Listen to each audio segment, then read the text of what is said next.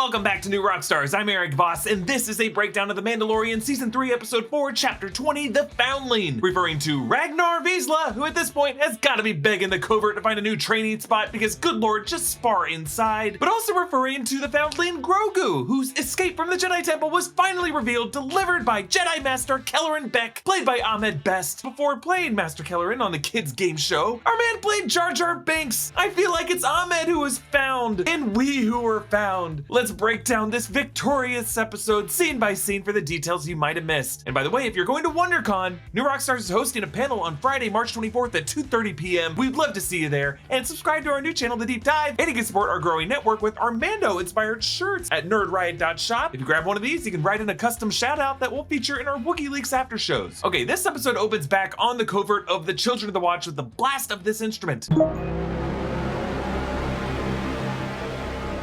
This deep bass horn feels like the start of the covert's morning of training, but also something perhaps done in an attempt to ward off predators. Good luck with that. We push in on this waterfront from both the air and then from the water, the two places that their animal predators will attack them from. On this waterfront, we see the covert training, hand-to-hand combat against each other and against dummies, fighting with staffs, scaling walls with wires, and shooting the water, which at first seems random, but if you think about it, they're actually doing this to ward off attacks from that giant dinosaur gator who attacked them last time. Again, it would just be easier to train in the cave. But the armor's like, no, I like to put my feet up. Take this roughhousing outside. We see pairings fighting with vibro blades and flamethrowers, but Grogu, our little sensitive boy, a classic kid who probably prefer a Fisher-Price wishing well, here is playing with some crabs who crawl past him like it's Squid Game, red light, green light.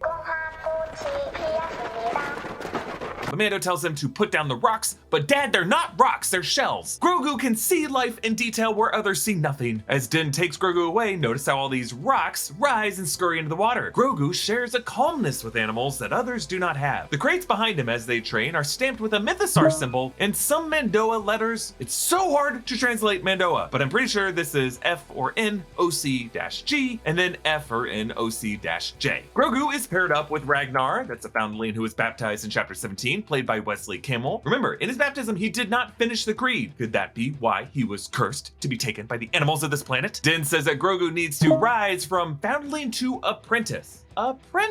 It's just interesting to see the parallels between the dogmatic order of the Mandalorians and the dogmatic Jedi order. Mandalorians too have a ranking hierarchy similar to the Jedi. Jedi ranking goes youngling, Padawan, apprentice, knight, consular, guardian, sentinel, and then master. Now during this sparring session in the background, the armorer and Paz Vizsla watch on. They take keen interest in Grogu. And Ragnar says that if Grogu is too young to speak the creed and get a helmet, he's too young to fight. But Din says one does not speak unless one knows. A line from the creed, which says a lot about why Din is a strong and silent type, but it also applies to the end of this episode. Bo-Katan speaks to the armorer, claiming to have seen the mythosaur, but the armorer doesn't refute her claims. She only talks past them, because one should only speak if they are speaking with absolute certainty. Bo-Katan says her dad was the same way as Din, making this a second reference to Bo-Katan and Satine's father, Duke Adonai Kryze, making me think we might see a flashback to the Kryze family when the girls were the ages of Anna and Elsa. Do you want to join the Death Watch? Grogu performs acrobatic Jedi leaps and plugs Ragnar 3 times with paint darts, and Din says he didn't teach him that, referring to Grogu learning all these jumps during his time with Luke Skywalker on the Book of Boba Fett. These flips are the kind of moves Yoda used when dueling Dooku in Attack of the Clones and Insidious in Revenge of the Sith, also the kind of moves we saw Yaddle do when she fought Dooku in Tales of the Jedi. But then a flying raptor snatches Ragnar, and Din and Paz and 2 others follow. I love how there's this jetpack mounted shot showing the jetpack in the foreground gassing out at the same time as the one behind him gasses out. Paz runs out too. I just appreciate that we get some limitations on the Watch's flight capabilities. They're not able to fly and fly and fly forever like Iron Man with his perpetual arc reactor. Their packs would have a limited amount of fuel. Bo-Katan pilots her gauntlet after the raptor, and both are framed in the sun, low in the sky. Very similar shot of the TIE fighters framed in the sun in The Force Awakens that I've always loved. And both are nods to the helicopters in the sun in the Apocalypse Now poster. Bo-Katan returns from scouting to show a map of the raptor's nest, and Din says it flew a long way, which suggests that the raptor went beyond its normal hunting territory. Again, this cult seems cursed by the wildlife of this planet. Bo-Katan says, these are no higher than the peaks at Kiramorit. I used to climb them in basic training. A line that sounds a lot like Luke saying, I used to bullseye womp rats in my T-16 back home. They're not much bigger than 2 meters. Kiramorit is a remote stronghold on Mandalore, home of the Skirata clan, from the Legends novel Republic Commando True Colors and its sequel Order 66. The armorer orders Paz to take the Shriekhawk training team. Shriekhawk is one of the sigils of House Vizsla and of the Death Watch. That's the 3-pronged scratch on the pauldron of the one who saved Din when he was a kid. Thank you to BetterHelp for sponsoring this video. Movies and TV can be great escapism, but when it's time to face these things head on, BetterHelp is here to help. BetterHelp is the world's largest therapy service, and it's 100% online. With BetterHelp, you can tap into a network of over 25,000 licensed and experienced therapists who can help you with a wide range of issues. To get started, just answer a few questions about what you're looking for from therapy and what your preferences are. BetterHelp will then match you with a therapist from their network that's right for you. After that, talk to your therapist however you feel comfortable, whether that's via text, chat, phone, or video call. You can message your therapist at any time and schedule live sessions when it's convenient for you. If your therapist isn't the right fit for any reason, you can switch to a new therapist at no additional charge. BetterHelp gives you the same level of professionalism and quality you expect from in-office therapy, but with a therapist who is custom picked for you, more scheduling flexibility, and at a more affordable price. Get 10% off your first month at betterhelp.com/newrockstars. That's BETTERHELP.com/newrockstars for 10% off your first month of therapy. Grogu watches them go and toddles after the armor, and the puppetry and the effects of this movement just get better and better. As he enters the forge,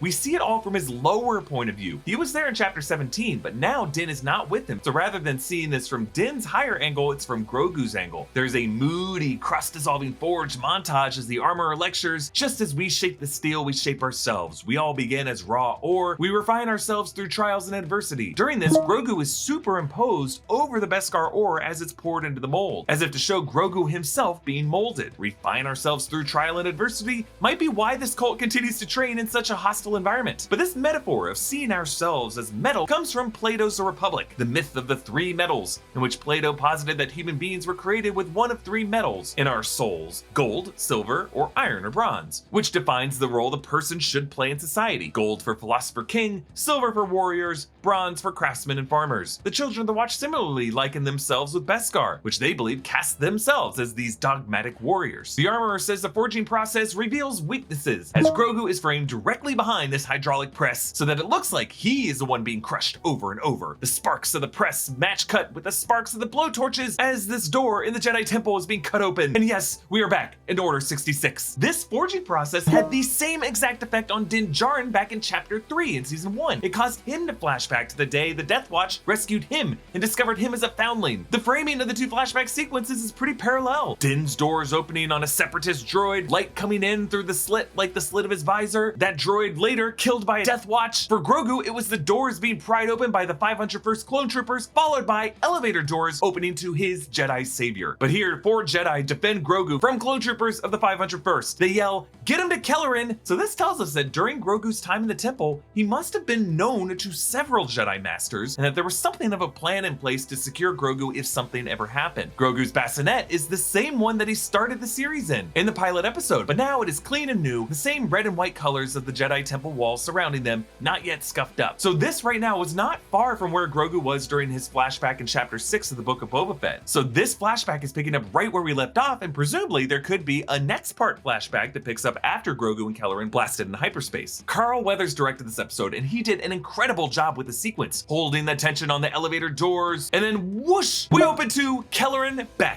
Ahmed Best, who played Jar Binks in the prequels, and he played Jedi Master Kelleran Beq, host of the Jedi Temple Challenge Kids game show in 2020, which unfortunately got discontinued during COVID. Best has spoken in interviews how he intentionally wanted to host that show not as himself, but as a Jedi character, to help kids playing and watching suspend their disbelief. Use the force of your core.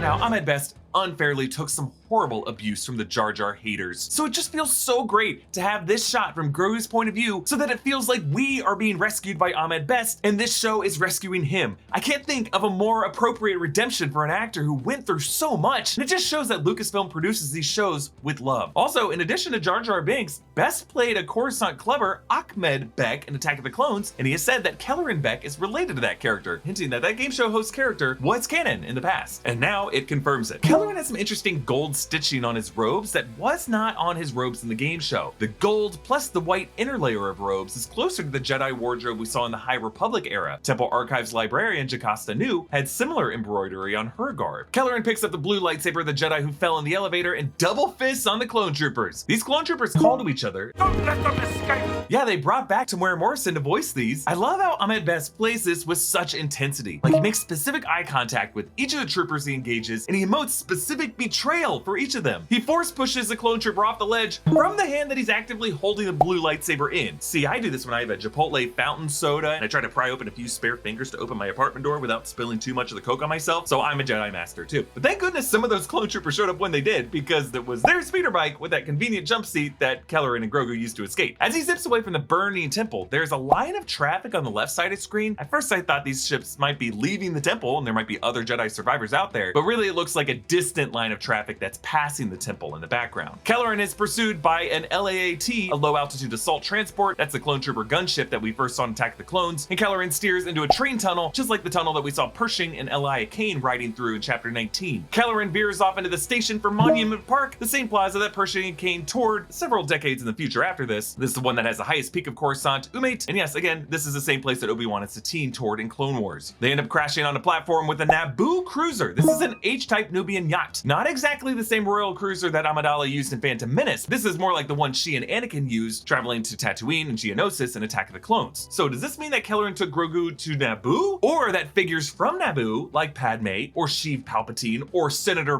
Binks, might have known about Grogu as well? Well, the guard who helps Kelleran is listed in the credits as Senate Guard Captain, but they are wearing the same red padding as the Naboo Royal Security Forces from the prequels, so I'm wondering if these could be security detail of a senator from Naboo, like Senator Amidala or Senator Binks. So if Padme knew about Grogu, presumably Anakin would too, so I don't think it was Padme. Palpatine knew. There's no way he would let the clone troopers kill such a valuable target, so Palpatine obviously didn't know. So Jar Jar is looking like the likeliest option here. Jar Jar really is the key to all of this. With the Ahmed best connection, I think that's likely who it was. And you know what? I don't have a problem with that. But taking Grogu to Naboo right now would be incredibly dangerous. Though I guess it didn't stop Ahsoka Tano from visiting Bail Organa at Padme's funeral on Naboo in Tales of the Jedi. What was she thinking? Ultimately, Kelleran was just a total surprise pick of who saved Grogu, so I'm guessing Grogu's next destination will be some new place we haven't heard of yet, though I think whatever that path was might end up being the path that we saw in Obi-Wan Kenobi, where Jedi refugees were taken along, and Grogu was just the first one to be taken along that path. Grogu looks up to see two V-Wing starfighters roaring in. They have a similar howl of the later TIE fighters from Sinar systems that the V-Wings were Republic-era predecessors to, and Kelleran jumps to hyperspace, and the clangs of the armor hammering take Grogu back. So, back in chapter 17, when Grogu saw those Purrgil in hyperspace, in that moment, he might have also been flashing back to his traumatic escape, which is why he snuggled up with Din Djarin right then. The armor completes the rondelle with the sigil of the Mudhorn. That was the signet Din Djarin chose after Grogu saved him from one in chapter 2. Bo-Katan's rescue party with the Shriek-Hawks are 7 in total. Everyone besides Din is blue-helmeted, meaning they're all from House Vizsla. The fact that it's 7 mirrors the 7 Samurai, or the Magnificent 7, which is based on the 7 Samurai. Under 2 crescent moons, they make camp, and Bo-Katan asks Din how to eat when others are around. The answer is apparently you just go be alone and you eat your shame in private. That's the way I gobble up my Chipotle alone in my car before I meet up with people. Paz says that Bo-Katan, as leader of this war party, gets the honor of staying by the fire, and I guess the honor is being well lit enough so that Katie Sackhoff gets actual screen time this episode. But this is just some interesting rituals here. The leader needs to stay the warmest and the safest to keep the war party overall intact. Bo-Katan leads this war party because she, as she said, she's had experience climbing in Mandalore, and she's just the most experienced of this group, because this covert otherwise has no really defined leadership, other than the armorer being their high priestess. Paz warns that the raptor will likely kill the foundling if it is attacked. Like, he doesn't say it'll kill my son, he says the foundling, as in this is a youth who is a responsibility of the entire tribe. As they climb, the sound of their cables mixes in part of the sound of the lightsabers igniting.